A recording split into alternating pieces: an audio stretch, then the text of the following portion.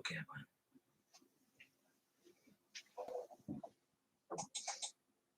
Allahu Akbar, Allahu Akbar, Allahu Akbar, Allahu Akbar. Ashhadu an la ilaha illallah. أشهد أن لا إله إلا الله أشهد أن محمدا رسول الله أشهد أن محمدا رسول الله حي على الصلاة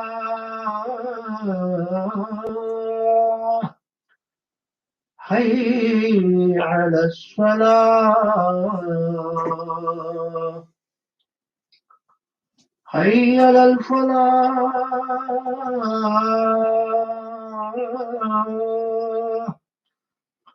حي على الفلاح الله أكبر الله أكبر لا إله إلا الله.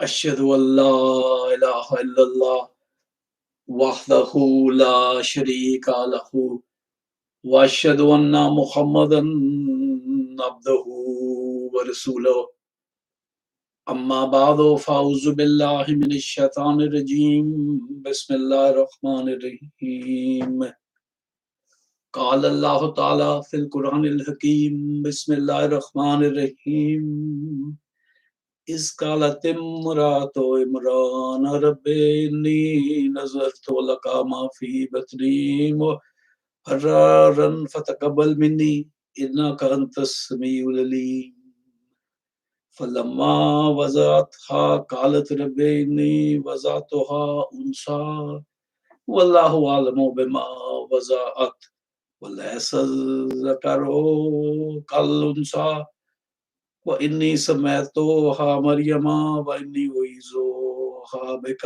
وذريتها من الشيطان الرجيم صدق الله العظيم.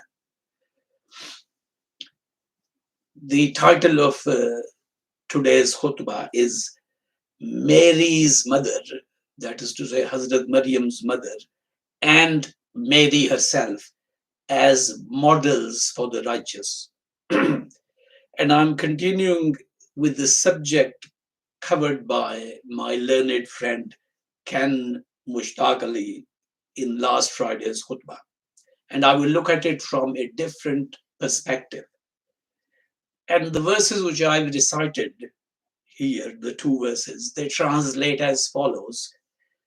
When a woman of Amran or Imran said, "My Lord, I vow to you what is in my womb, to be devoted to your service.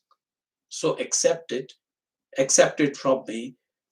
Surely you, only you are the hearing and the knowing." So when she gave birth to it, she said, "My Lord, I have given birth to a female." And Allah knew best what she had given birth to. And the male is not like the female, and I have named it Mary, and I commend her and her offspring into your protection from the accursed devil, the Shaitan Rajim. And this is chapter 3, Surah Al Imran, verses 35 and 36. Now, generally, I will say that the way the birth of Jesus is narrated in the Holy Quran, where the news of his birth is given by the angels to Mary, which of course comes later on from the verses I've read. And then his name in the Holy Quran being the son of Mary, and there is no mention of any father, and some other statements in this context, they've all created the widespread impression that according to the Holy Quran, Mary became pregnant with Jesus without the involvement of any male who made her pregnant. But perhaps what the Holy Quran is trying to convey is not that Jesus was conceived, that is to say, Mary conceived Jesus without a father, but what the Quran might be trying to convey is what a woman can achieve by herself without playing a secondary role to a man. Now, turning back to these verses, when a woman of Amran said, that is Mary's mother. And these verses begin with this prayer from Mary's mother, and she's called a woman of Imran in the Holy Quran, or Amran in the Bible. This was the name of the father of Moses, Hazrat Musa alayhi salam. And the name of this chapter, Al Imran, meaning the people or the family of Imran. This refers to the followers of the law of Moses, since Amran was the father of Moses. And those followers in the Holy Quran began with Moses, Musa alayhi salam, and ended with their last prophet, Jesus, Isa alayhi salam, 1400 years later. So a woman of Amran, or a woman of Imran, means a woman of the Bani Israel. And we see here, first of all, that this woman makes a vow, a promise to God, that she will devote the child which is going to be born, her child, to the service of God. In other words, make the child a priest of the Jewish temple. Now, of course, in Islam, we don't have any priesthood, but still there has always been a need for people who devote their lives to the service of the religion, even though there is no priesthood in Islam. Now, all parents have ambitions for their children, particularly about what profession they would like them to follow in life. And this aspiration, which is expressed by Mary, by Mary's mother, for her yet unborn child, Mary, this aspiration is the highest one.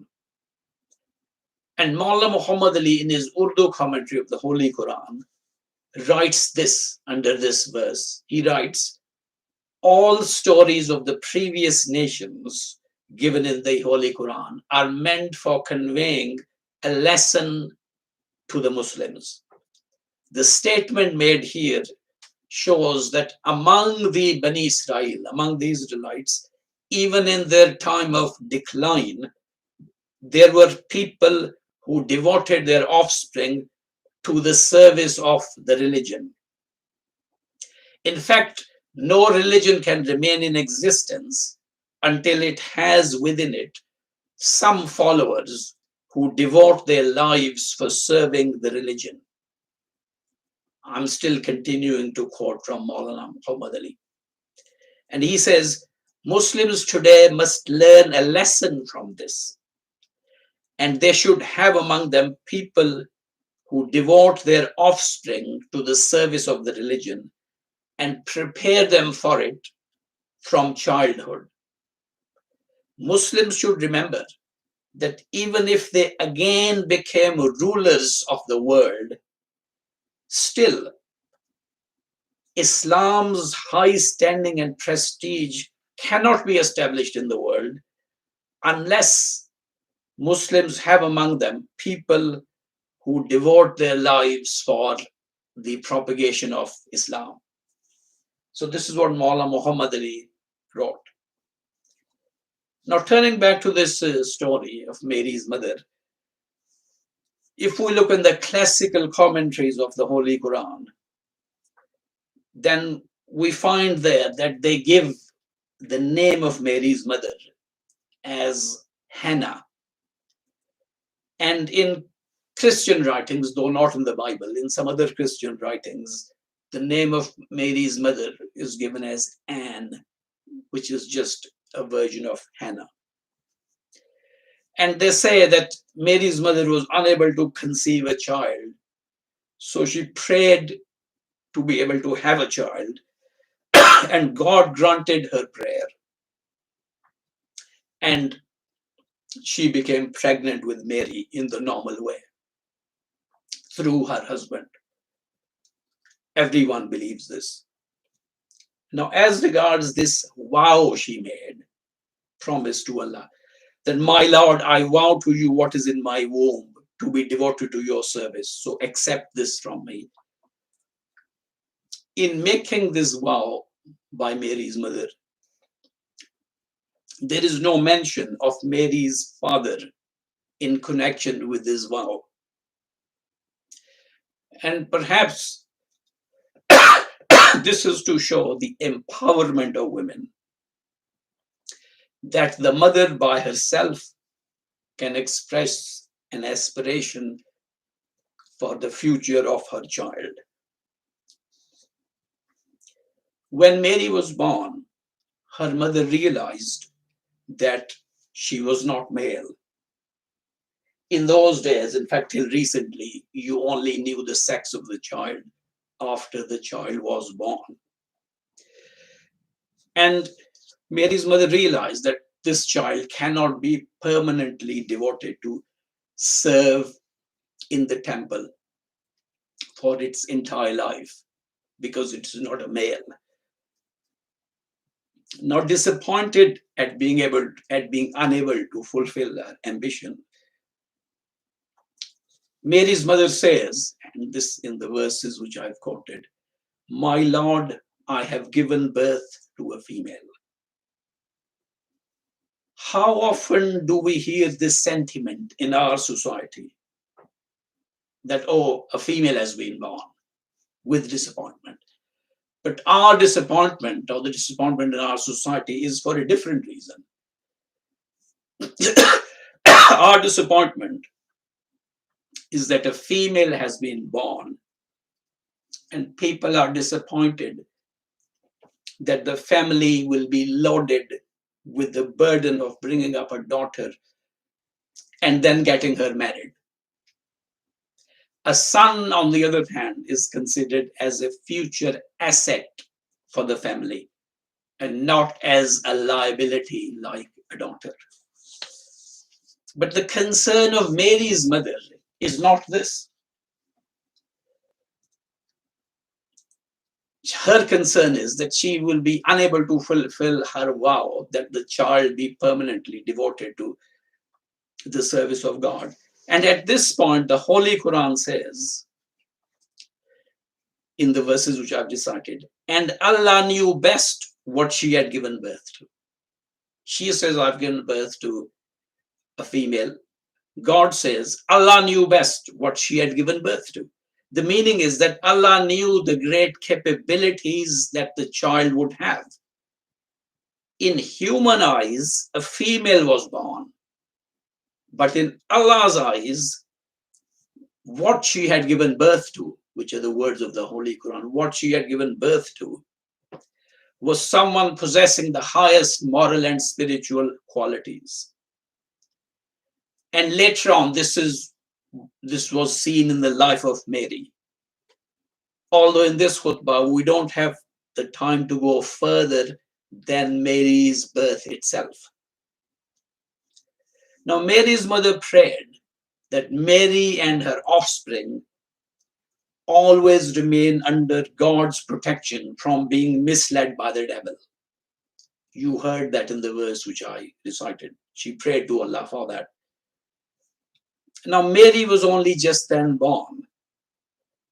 So when Mary's mother mentions Mary and her future offspring in this prayer, it means that what the mother had in mind was that Mary would grow up and have children in the normal way in which women conceive and give birth to children.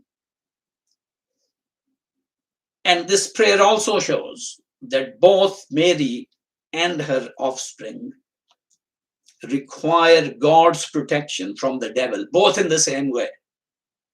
This is what Mary's mother is praying, that may Mary and her offspring to be have Allah's protection from the devil. And this refutes this wrong Christian church belief that out of all human beings, Jesus is sinless in a special way, which is exclusive just to him. Because Mary's mother is praying for protection from the devil for Mary and her offspring.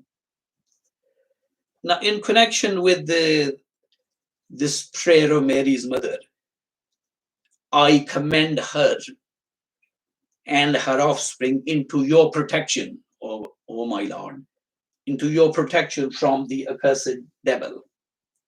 In connection with this prayer of Mary, there is a hadith which runs as follows. It is in Bukhari.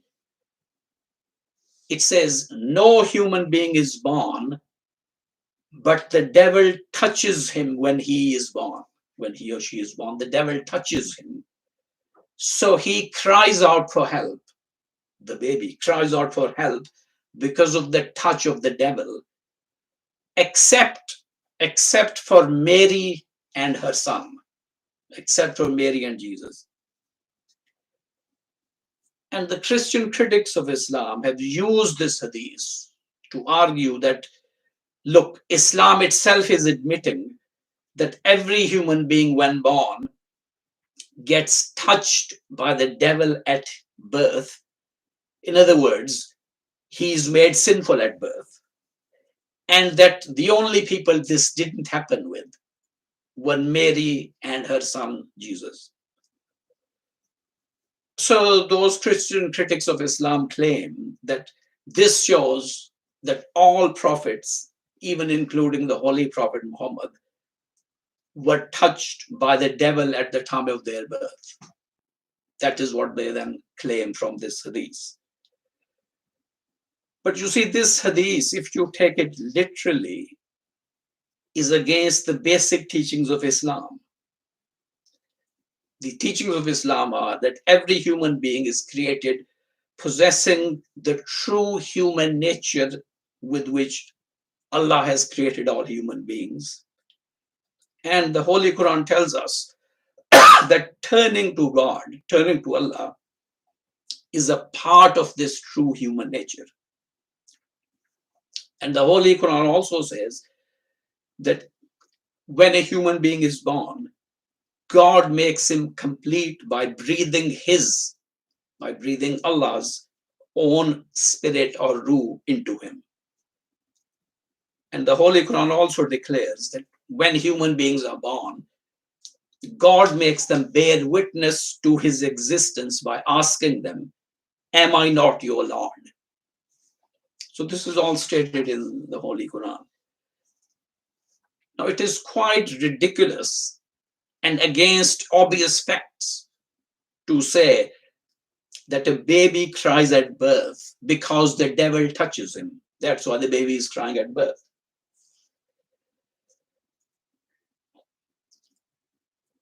This hadith has the baby is crying for other reasons, for medical reasons.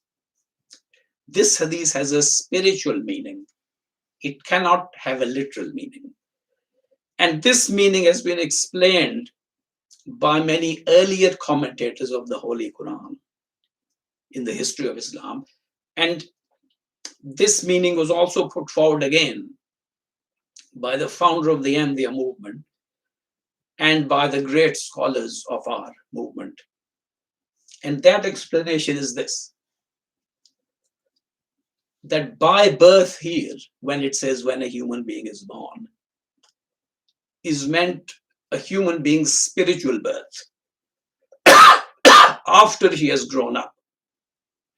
And when he learns the difference between right and wrong and has to struggle against the devil. It's that birth. The devil touches him, meaning that the devil puts him into a state of test and tribulation and difficulty by drawing him away from the right path. So that human being cries to God for help. It's not a baby crying at its physical birth. It's the human being having grown up struggling against the devil who's crying to God for help.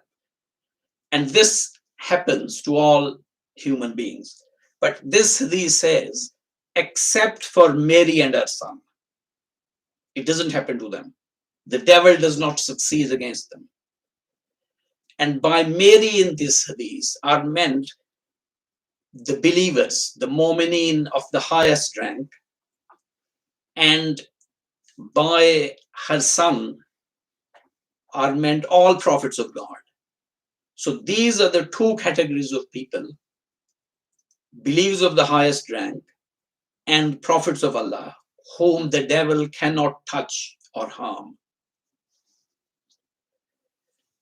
Now, what is our basis for saying that in this hadith, Mary stands for the moment, for the believer, that the devil can't touch him? What is our basis for saying that? Well, this is indicated in the Holy Quran itself. The Quran tells us in chapter 66, towards the end, that Allah sets forth an example for the believers, for those who believe. And there are two examples. It says, the wife of Pharaoh, of Pharaoh, who said, "Oh Allah, build for me a house with you in the garden and save me, deliver me from Pharaoh and all his works and from the wrongdoing people." And secondly, an example for the believers is Mary, the daughter of Amran, who guarded her chastity. So we breathe into him our inspiration, and she accepted the words of her Lord and his books, and she was of the obedient ones.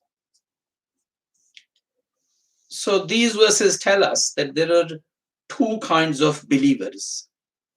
There are those who are like the wife of Pharaoh, and there are those who are like Maryam.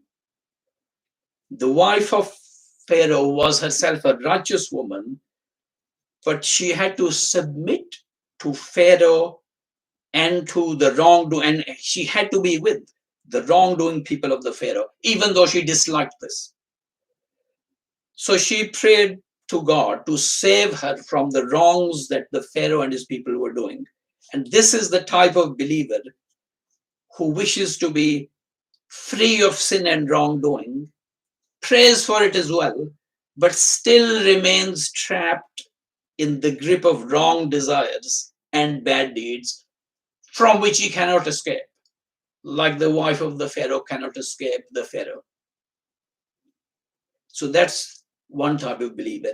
And the other type of believer, according to these verses of the Holy Quran, is Mary. Mary represents the type of believer, moment, who guards himself against all wrong deeds. So Allah breathes into him his own spirit. And you can say that God makes that believer pregnant, and that believer gives birth to a new person from the same believer or moment who was Mary and who guarded himself from all wrongdoing. From that same person, a new person is born, a new version of himself. So to sum up then, Mary's mother and Mary are presented in the Holy Quran as models for the righteous men and women to follow. And by presenting women as the examples to follow, the Holy Quran has dignified women. The Holy Quran has recognized and it has taught us that women can reach the highest spiritual status that is possible to achieve. They can perform the highest sacrifices for the religion, and they can have their prayers and efforts accepted by Allah. So may Allah enable us to follow these examples which He has put before us. Barakallahu lana wa lakum fil Quranil Azim wa nafa'na wa iyyakum bil ayati wa zikril hakim. Innahu ta'ala jawadun karimun malikun barurur rahim.